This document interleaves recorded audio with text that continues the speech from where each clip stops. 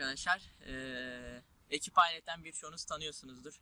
3 hafta önce böyle bir giriş yapacağız diye size bir video paylaşmıştım. Ve anca gerekli eksik malzemeyi toparladık ve o aşamalara başladık. Bu sürece başladık. Ve bu başlığın, yeni serüvenin başlığını da Doğadaki Harikalar diye değiştirdik ki Doğadaki Harikalar başlığımız altında ilerleyeceğiz. Ekip hayaletin ekip aksiyon adlı bir alt kategorisinde yer alan Doğadaki Harikalar adlı bir 30-40 bölüm çekmeyi planladığımız videolar var doğa ile ilgili. Ve şu an biz ekiple de sevdiğimiz için sürekli doğaya çıkıp gezmeyi falan ve dedik ki bunu YouTube'a atalım, merak edenler falan olursa izlesin, onlar da ilham alsın falan diye, böyle şevklensin diye onlara da, o kardeşlere, abilere de destekçi olmak için böyle bir video planladık. Ve şu anlıkta o video çekimi için amaç, şunu da söyleyeyim ben, video çekmek değil, sırf video çekmek için dağa çıkmıyoruz. Dağa çıkıyoruz, yani doğaya çıkıyoruz, bir şeyler yapıyoruz ve bunları kayıt altına almak istiyoruz. Ve uzun süre önce başladık ama oraları video çektik. Olumsuz şartlardan dolayı paylaşmak istemedim. Şu andan itibaren yeni videolar çekeceğiz. Nasıl söyleyeyim sizlere, yani biz doğadaki amacımız, yani kendimiz bir şeyler yapmak, el becerilerimizi göstermek, yani kendimizi bir nevi becerilerimizi öne sürmek istiyoruz. Neler yapabiliyoruz? Yani hep, çünkü herkes şehirde, birçoğu hatta tanıdıklarımın yarısı köyden şehire taşınanlar oldu. Dedim yani yanlış bir şey olduğunu düşünüyorum ama şimdi yine de siz sert tepki vermeyin. Bence herkesin ormanda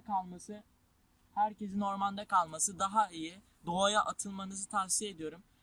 Doğada kendinizi, yani bir şey yapabildiğinize inanın. Şehirlere, o insan, yani yeni teknolojilere bağlı kalmayın. Sokakta bazen görüyorum, çocuk elinde telefonla hep önü bu şekil şöyle ilerliyor.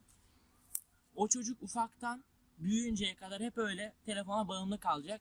Gerek yani bizim bunları, kötü örnekleri, alışkanlıklara diyeyim, hatta bunları bir kenara çekmek istiyoruz. Doğayla iç içe olup tamamen o şehirdeki fabrikanın dumanından zehirlenmeye geçmez. O fabrikanın dumanında zehirlenmektense, hatta şöyle söyleyeyim, aynen zehirlenmektense burada ateş yakıp iz kokup o ateşten çıkan dumanın gözüm yakması, yani o daha tat veriyor bana açıkçası. Sizler de gidin, doğaya çıkın, eğlenin, bir şeyler yapmaya çalışın ama asla 3 unsuru unutmayın. Canlıya zarar vermeyin, yaş olan hiçbir şeye zarar vermeyin ve doğadaki kuru olan zarar vermeyeceğiniz şeyleri kullanmaya bakın. Biz de hedefimiz bu yönde açıkçası. Geçen 3 tane arkadaşla tanıştık. Onlar da doğa sevgisi var işlerinde.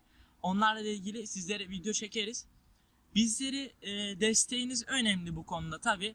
Siz ne kadar bizi izlenme falan yaparsanız biz o kadar kendimize aşacağız bir nevi.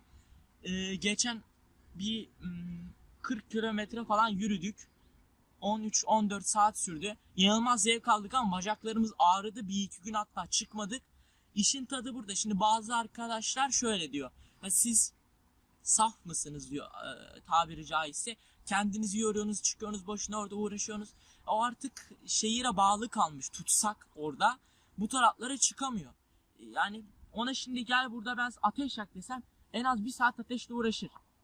Ama yani doğada uğraşan bir insanla, sürekli doğayla iç içe olan bir insana gel ateş yak desem, inanın 2 dakikada o ateşi bize yakar. Biz de unutulmuş bu doğa harikalarını, doğadaki muhteşem oksijeni, doğanın muhteşem enerjisini sizlere yansıtmaya çalışacağız. Bizleri takipte kalın. Bol bol video atacağım. Tahta kaşıklar